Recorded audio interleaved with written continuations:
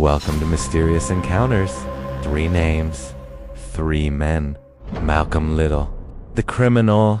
Malcolm X, the radical prophet of the Nation of Islam. El-Hajj Malik El-Shabazz, the Sunni Muslim seeking global human rights. His evolution was his revolution, but such a profound transformation makes you dangerous.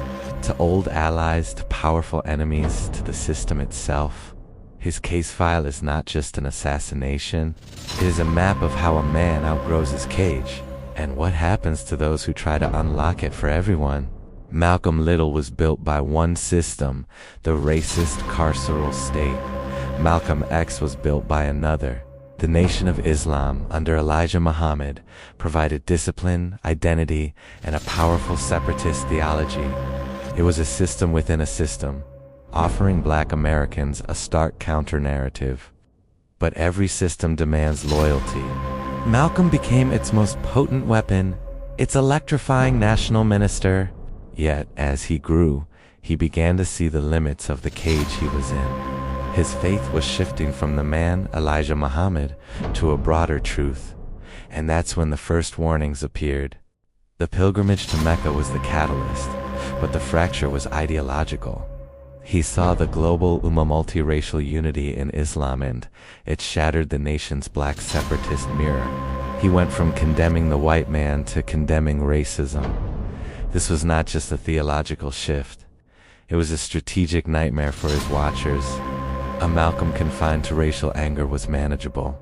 A Malcolm building bridges to the mainstream civil rights movement, linking the domestic struggle to global anti-colonial revolutions. That was a new kind of threat. Files show the FBI's COINTELPRO didn't just watch him now. They saw his split from the NOI as an opportunity to amplify the conflict, to prevent the rise of a messiah. They were playing chess with his life. February 21st, 1965. The Audubon Ballroom. It began with a diversion. A man shouts, "Get your hand out of my pocket." As heads turn, a figure with a sawed-off shotgun steps forward. The blast is followed by a hail of pistol fire. It was a professional hit. The official story moved just as fast. Talmadge Hayer was captured at the scene.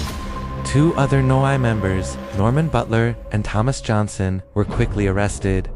The motive was simple: revenge from the Nation of Islam. Case closed. But the case was never closed. Butler and Johnson had credible alibis. Hayer himself, in his own affidavit, insisted they were innocent, and named 4 other men from a New Jersey Noi mosque as his accomplices. The authorities didn't listen. Now we dig deeper. The FBI, which had Malcolm under constant invasive surveillance, admitted it had informants in his inner circle. They knew his life was in danger. Yet on that day, the usual police detail was mysteriously absent from the ballroom. And in 2021, the truth finally cracked the surface. After decades of fighting, Norman Butler and now Muhammad Ayazem Thomas Johnson, who died in 2009, were fully exonerated. The Manhattan DA admitted the convictions were a result of police and FBI corruption. It was a lie. So if the official story was a lie, what is the truth? The rage from the Nation of Islam was real and likely weaponized. But the evidence points to a far more sinister reality. A state intelligence apparatus that saw a threat, a man who was becoming too powerful, too global. They didn't have to pull the triggers themselves. All they had to do was know who would remove the obstacles and let it happen, then build a narrative that served their interests. The question isn't just who killed Malcolm X, but who let him be killed.